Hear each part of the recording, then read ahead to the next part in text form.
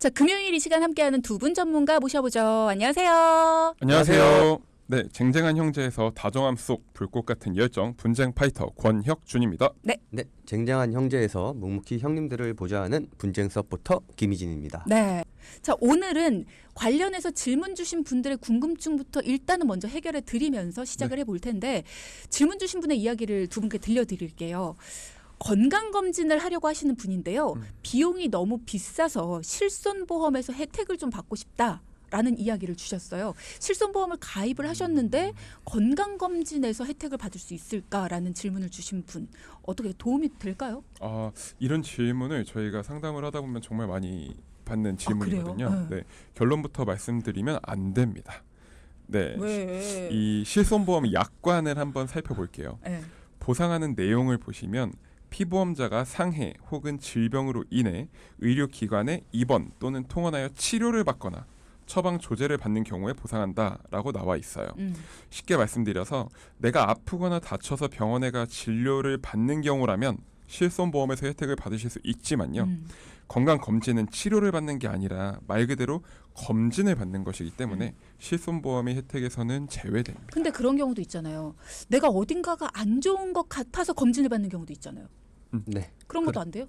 그런 거는 네 그런 경우가 충분히 발생할 수 있는데요. 보통 40대 이상인 분들 건강검진 하실 때 보통은 대장 내시경 많이 하실 거예요. 근데 특히 술을 많이 드시는 분들 같은 경우에는 대장 내시경 같은 거 더 예민하실 수 있거든요. 이렇게 건강검진을 할 때 대장 내시경을 하다가 용종이 발견되면 바로 용종을 제거하게 됩니다.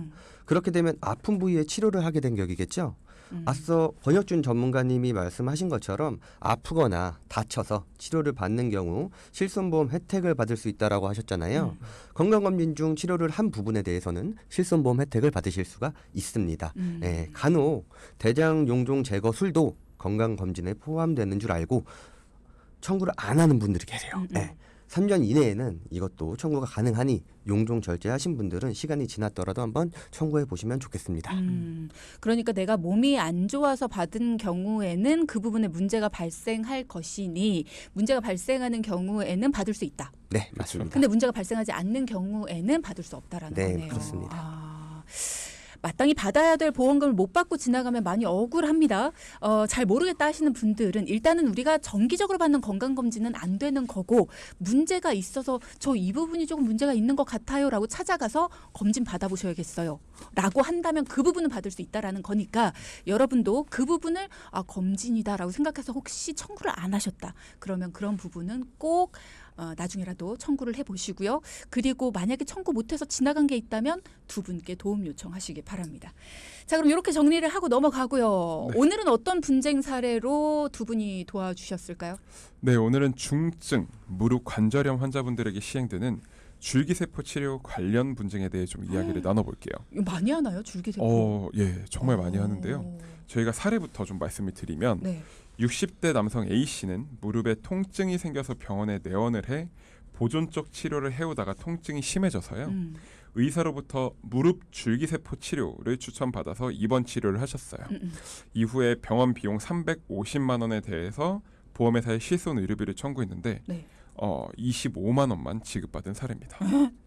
아니 350만 원이 들었는데 25만 원만 주면 너무하네요. 이러면 이제 그런 생각하죠. 보험 왜 들어 내가 안 들어 네. 뭐 이런 생각을 할 것 같은데 자 일단은 전반적인 얘기를 하기 전에 줄기세포 치료라고 하니까 이런 걸 자주 하나라는 의문이 들었거든요. 이게 무슨 치료예요? 네, 일단 현재 분쟁이 늘고 있는 무릎 줄기 세포에는 두 가지가 있는데요. 네. 작년 7월에 신의료기술로 승인된 자가 골수 세포 주사 치료인 BMAC 혹 비맥 치료라고도 해요. 이게 대표적이고 올해 6월에 신의료기술로 승인된 자가지방 줄기세포 치료인 SVF 치료가 있습니다. 두 가지 모두 중증 무릎 골관절염 환자를 대상으로 하는 치료인데요. 앞서 말씀드린 사례는 골수줄기세포 주사 치료에 해당이 됐고요. 이것은 골반 위쪽 장골롱이라는 곳에서 피를 뽑아서 특수 키토를 이용해 원심 분리기로 골수를 따로 분리를 합니다. 아프겠다. 그 다음에 농축된 골수 줄기 세포를 무릎 관절강, 그러니까 관절을 이루는 두 뼈 사이 공간 내에 주사하는 치료 방법이에요. 네, 이 사례에서 보험사가 25만 원만 지급한 이유는요. 해당 치료에 적절성을 따지기보단 입원 치료가 아닌 통원 치료가 맞다라고 보험사에서 주장을 했기 때문입니다. 보통 실손 의료비 특약에서 입원 의료비는 연간 5천만 원 한도에서 자기 부담금을 제외하고 보험금이 지급이 되죠. 그죠. 그런데 통원의 경우에는 하루 통원 한도인 25만 원만 지급된다는 거죠. 이 한도가 너무 적더라고요. 근데 궁금한 게 병원에서 의사가 입원 치료가 필요하다고 판단을 해서 입원 치료를 했을 텐데 입원했다 그러셨잖아요. 근데 보험사에서는 왜 통원으로 판단을 했어요? 네, 이제 실제로 6시간 이상을 병원에서 치료를 받아야 입원이 인정이 됩니다. 따라서 보험사 측에서는 환자의 상태 그리고 통상적인 주사 시행 기간 등을 고려했을 때 너무 짧다. 실제로 치료하는 기간이 그래서 입원이 필요하지 않았다. 과잉 진료다라고 해석을 한 건데요. 괜히 입원시킨 거다. 네, 맞습니다. 근데 의료계에서는 반대로 또 환자의 나이나 기저질환, 치료 부위에 따라 그리고 상태에 따라서 입원 여부를 판단할 수 있다라고 얘기를 했습니다. 이거는 보험사에서 영역을 건너간 거네요. 그죠? 그러니까 그치. 의사 선생님이 진단한 건데 본인들이 왜 판단을 하는 거예요? 이거 과잉 진료예요? 이거 의사 선생님 들으시면 화나실 일인데. 그죠? 맞아요. 그래서 저희가 이런 분쟁을 좀 줄이기 위해선 의료기관에서 입원 치료가 타당하다라는 이런 객관적인 근거와 진단 및 치료 기록을 꼼꼼히 작성을 하셔야 돼요. 네, 환자들에게 명확한 정보를 제공해야 하는데요. 네. 무조건적으로 보상이 된다고 환자들에게 이야기하는 그런 병원들이 종종 있어가지고 이런 분쟁이 계속해서 발생하고 있는 것 같아요. 네. 무릎 관절염 환자들에게는 참 좋은 치료법이 아닐까 싶어요. 굉장히 아프게 들리긴 하는데 비용이 적지 않다 보니까 병원에서는 이거 됩니다. 그냥 이렇게만 얘기를 듣고 치료를 받고 나서 큰 돈이 들었는데 25만 원만 받는다. 그럼 굉장히 큰 피해잖아요. 네. 그렇죠. 분쟁 사례가 늘고 있다고 하니까 여러분도 좀 주의를 하시는 게 필요할 것 같고요. 또 다른 사례도 있을까요? 네, 방금 말씀드린 사례가 입원이냐 통원이냐 여부를 따졌다면은 이번에는 해당 치료가 적절한 게 맞냐라는 대한 분쟁도 있습니다. 진짜 여러 가지 종류의 네. 분쟁이 있네요. 통상 자가 골수 줄기세포 주사 치료인 비맥 치료와 자가 지방 줄기세포 치료인 SVF 치료는 무릎 관절염 중기 환자들에게 시행해야 된다고 말씀을 드렸는데요. 네. 이 관절염의 병기를 판단하는 기준을 먼저 설명을 한번 드릴게요. 초기냐 중기냐 네, 뭐 이런 맞습니다. 거. 그렇죠. 네, 관절염의 병기를 결정하는 방법은 두 가지가 있습니다. 먼저 KL 등급인데요. 무릎 관절의 간격을 판단하는 방법이고요. 엑스레이를 통해 등급을 산정합니다. 0에서 4등급으로 분류가 되고요. 네. KL 등급이 2에서 3등급이 되어야 해당 치료 받았을 때 실손 의료비 보상을 받을 수 있어요. 이것도 복잡하네. 그렇죠. 예, 다음은 ICRS 등급인데요. 이거는 MRI나 관절경을 통해 연골의 결손 정도를 판단하는데요.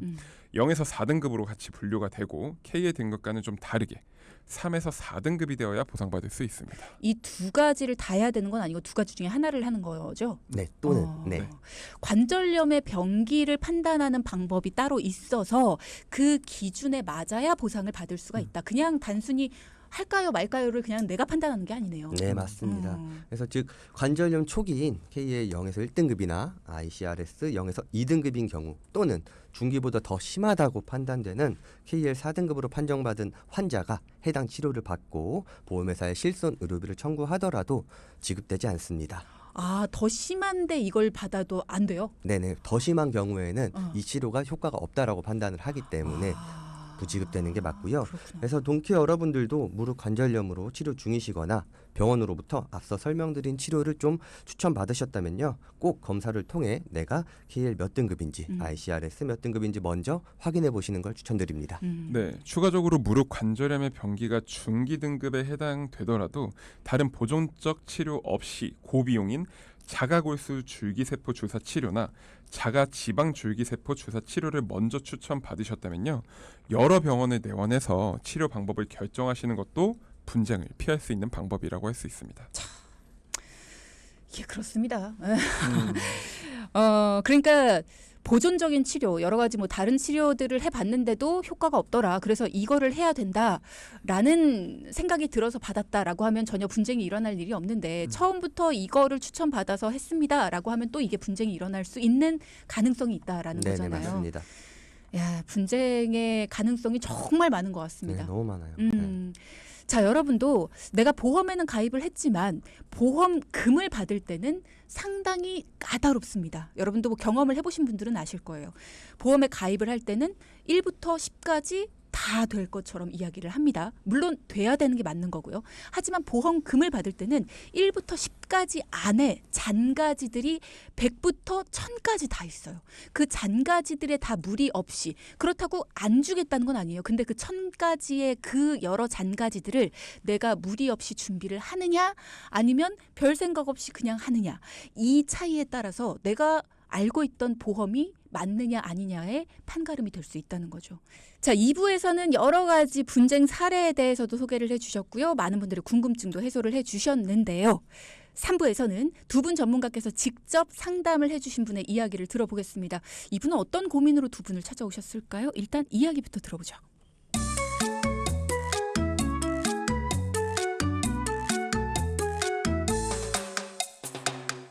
안녕하세요. 저는 60대 주부인데요. 제가 요즘 무릎이 시큰시큰한 게 나이가 들면서 걷는 게 너무 힘이 듭니다. 지금까지는 어디 아픈 데가 없어서 병원 신세를 크게 진 적은 없지만 100세 시대에 30년 이상은 더 살 수도 있는 거고 앞으로 들어갈 의료비가 너무 걱정이 됩니다. 주변에 관절염으로 고생하시는 언니들도 많이 있어서 저도 이런저런 걱정이 되는데요. 지금 실손보험이랑 여러 가지 종합보험에 가입한 상태고요. 납입이 완료된 것도 있습니다. 그리고 인공관절 수술을 할 때 받을 수 있는 보장이 있으면 좋겠다는 생각이 드는데요. 그래서 보험을 제대로 점검받고 싶어 사연 남깁니다. 도와주세요.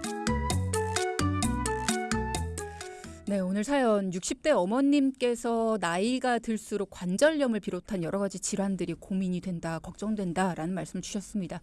앞으로 의료비도 그렇고 뭔가 내가 이걸 어떻게 준비를 해야 되지, 대비를 해야 되지라는 생각 많이 하실 것 같아요. 자, 두 분 어떻게 도와주셨는지 한번 들어볼까요? 네, 60대 이 사연자분께서는 홀로 두 아들을 훌륭하게 키워내고 현재는 여러 가지 취미를 즐기며 살고 계신 멋진 분이셨어요. 근데 말씀해주신 것처럼 이제 좀 여기저기 다니시려면 건강해야 되잖아요. 그럼요. 예, 그래서 지금까지는 건강했는데 앞으로의 미래는 정말 어떻게 될지 모르니까 의료비 마련을 좀 제대로 해놓고 싶다고 말씀해 주셨어요. 그 마음이 이해가 되는 게 요즘에 더 추워지기 전에 이제 뭐 등산도 다니셔야 되고 좋은 곳도 많으시잖아요. 네. 말씀하시는 거 들어보니까 뭐 언니도 뭐 아는 언니 뭐 이런 얘기 하시는 거 보니까 주변에 지인분들도 참 많으신 것 같거든요. 네. 뭐 이렇게 보면 취미 활동도 하고 이러시는 것 같은데 건강하게 잘 다니시고 하시려면 지금 일단 고민을 하신다는 거 요거는 굉장히 칭찬을 해드리고 싶어요. 60대 보험 리모델링. 근데 이 부분에 있어서 저는 조금 걱정되는 게 연세가 좀 있으시다 보니까 이연세 보험을 다시 재구성을 한다? 이거 좀 위험하지 않을까 싶은 생각이 드는데 어때요? 네, 맞습니다. 아무래도 보장을 준비하실 때에는 한 살이라도 젊고 건강하실 때 준비하셔야 가장 저렴하고 튼튼하게 준비하실 수가 있는데요. 그렇죠. 저희가 이런 이야기 하죠. 늦었다고 생각할 때가 가장 빠르다고요. 네. 괜찮은 건가요? 네, 괜찮습니다. 네, 저희 60대 어머님, 아버님들 정말 많이 상담을 드리는데요. 이제라도 제대로 준비하는 게 맞다고 판단하시는 현명한 분들이 많이 계시거든요. 네. 네. 그리고 요즘은 80대에도 보장을 준비하실 수가 있습니다. 네. 사연자분의 보험 나이는 63세였고요. 네. 절대로 늦은 나이가 아니셨어요. 다만 이때 조심하셔야 할 것은 현재 유지 중인 보장을 함부로 정리하시면 위험합니다. 그렇죠. 그러니까 저희가 재구성한다, 뭐 정리정돈한다, 뭐 이렇게 표현을 하는데 보험을 리모델링한다라고 할 때도 뭔가 내가 뭐 부족한 부분이 없나 이런 것들을 좀 확인하시는 작업은 필요하지만 기존 거를 함부로 정리하신다. 이거는 굉장히 위험한 일이다라는 거 방금 희진 전문가님 말씀해 주신 거 반드시 명심을 하셔야겠습니다. 근데 사실 우리가 흔히 아는 보험 리모델링이라는 건 기존 거를 해지하고 새로 가입한다. 이거 아닙니까? 절대 그렇지 않습니다. 아니에요. 네, 특히나 60대 이상의 어머님, 아버님들은 특히 조심하셔야 되는데요. 네. 현재 상황이 어렵다고 보험료를 줄이는 데만 신경 써서 보장 내용을 보지도 않는 분들이 너무 많아요. 그러니까 보험료를 줄이는 것도 물론 중요하지만 보장 내용을 좀 꼼꼼히 살펴볼 필요가 있습니다. 네. 네, 저희가 항상 강조해드리지만 보험을 리모델링 할 때는 나이나 직업, 환경 등에 따라서 본인이 어떻게 준비해야 하는지를 판단해야 합니다. 네. 무조건 저렴한 특약을 찾는 게 능사는 아니라는 거죠.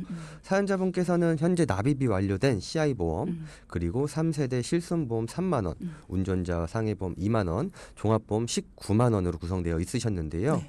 어머님의 보장에서 좋았던 점은 보험료 납입이 완료된 보장이 있었다는 점과 그러네요. 3세대 실손의료비 보험을 유지 중인 점이었습니다. 네. 그리고 종합보험은 비교적 최근에 준비하셨는데 좀 비싸요. 네, 근데 유병자형 보험으로 또 준비가 되어 있으셨어요. 근데 건강상 큰 이상이 없다라고 말씀하셨던 것 같은데 왜 유병자형 보험으로 가입을 하셨죠? 사연자분께서 크게 입원하시거나 수술하신 적은 없으신데요. 네. 고혈압 약과 고지혈증 약을 복용 중이세요. 자, 그러면 유병자 보험으로 준비되어야 하는 게 맞지만 요즘은 유병자형 보험의 종류가 예전에 비해 정말 엄청 많아졌어요. 사연자분께서 유지 중이신 유병자 보험은 325 보험이라고 해서 3개월 이내 재검사 소견, 추가 검사 소견, 입원 소견, 수술 소견을 물어보고 2년 이내 입원이나 수술한 이력이 있는지 물어보고요. 네. 5년 이내 중대한 질병에 진단받았는지 묻는 보험입니다. 안타깝게도 당시에 준비할 수 있는 유병자형 보험은 이것 하나뿐이었어요. 안타깝다라는 얘기는 이거는 그렇게 유병자 분들에게 유리한 보험은 아닌가 봐요. 유불리를 떠나서 그 당시에는 그러니까 유병자형 보험의 가짓수가 하나였다는 거죠. 그러니까는, 요즘은 가짓수가 굉장히 많은데. 선택할 수 있는 폭이 하나밖에 없었다. 그렇죠. 네, 맞습니다. 사연자분께서 약은 복용하고 계시지만 입원, 수술 그리고 중대 질환에 대한 이 진단 이력이 없으셨기 때문에 요즘 준비할 수 있는 초경증 유병자형 보험인 3텐텐 보험으로 준비를 도와드렸는데요. 3개월 이내에 묻는 질문은 같고 10년 이내에 입원 수술 이력이나 10년 이내에 중대 질병 진단 이력만 확인하고 보장을 준비하실 수가 있습니다. 그래서 사연자분은 종합보험을 19만 원에서 6만 원을 줄인 13만 원으로 절감을 하셨고요. 네. 그리고 중요한 건 보장이라고 말씀을 드렸죠. 60대에 보험료만 줄였다고 좋아하시면 안 됩니다. 사연자분께서 사연 보내주실 때 인공관절 수술에 대한 것도 좀 말씀해 주셨거든요. 맞아요. 그러니까 연세가 있으실 때 무릎이 시큰시큰해지고 이제 걸을 때마다 무릎이 왜 이렇게 아프지 하면서 무릎 보호대 차시는 분들 많으시거든요. 네네. 근데 나 이제 나이 들었으니까 무릎에 대한 거 이제 와서 보험 준비는 안 될 거야 라고도 생각을 하시는데 된다는 얘기잖아요. 그거 준비해 주셨죠? 네, 우리 질병 수술비 이제 인공관절 수술이 질병 수술이기 때문에 질병 수술비 준비도 도와드렸고 더 중요한 특약을 좀 준비를 해드렸는데 바로 질병 후유 장애 특약입니다. 질병 후유 장애 특약은 질병으로 인해서 몸의 장기가 훼손되거나 멸실되었을 때 약관에서 정한 비율에 따라 보험금이 지급받을 수 있습니다. 이 질병 후유 장애 특약을 2천만 원 준비 도와드렸는데요. 그 이유가 바로 인공관절 수술 때문입니다. 근데 질병 후유 장애라고 하면 뭔가 내가 나중에 장애가 몸에 남았을 때 받는 거 아니야라고 생각을 하는데 이게 인공관절 수술이랑 연관이 됩니까? 네, 연관이 됩니다.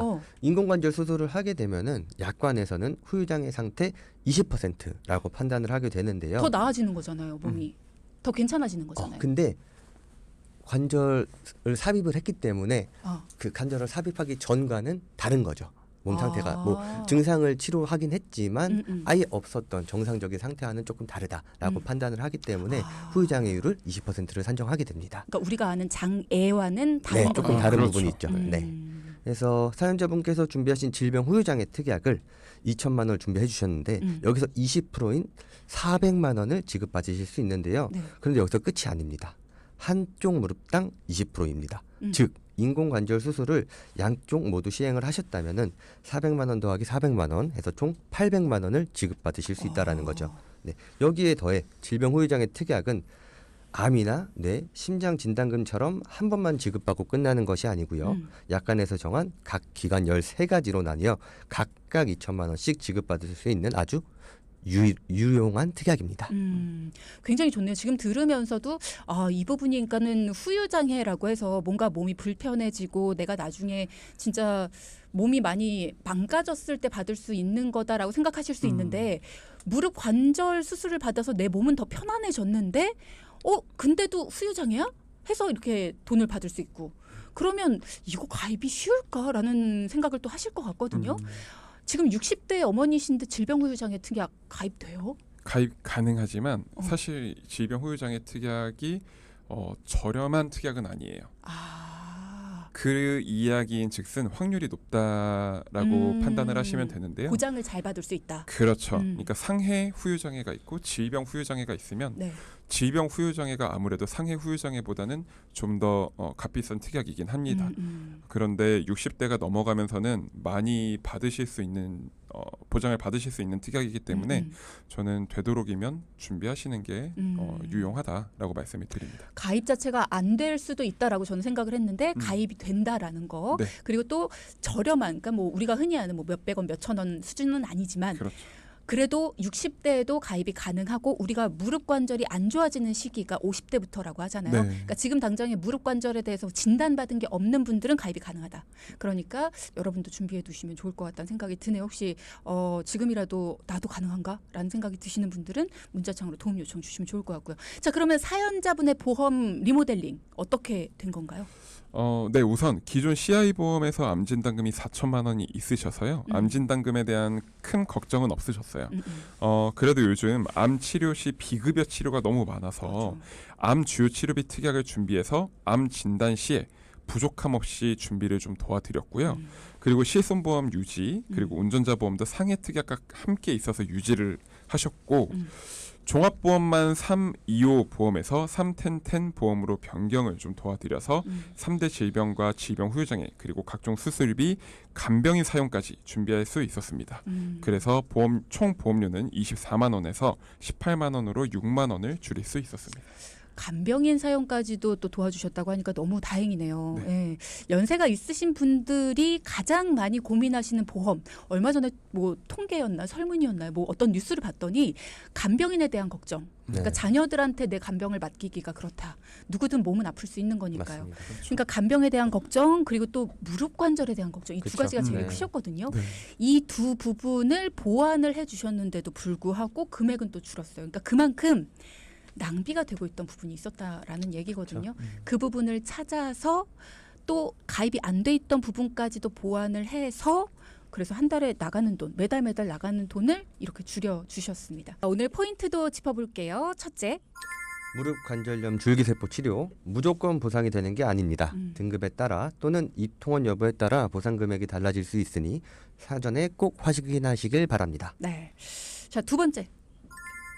60대 보험 리모델링은 늦은 것이 아닙니다. 다만 무조건 보험료만 저렴하게 하지 말고 필요한 보장이 무엇인지 정확히 알고 준비하셔야 합니다. 네. 자, 여러분 오늘도 함께해 주셔서 감사드리고요. 방송 중에 상담해 드리는 내용은 청취자 여러분의 올바른 투자 판단을 위해 참고로 드리는 말씀입니다.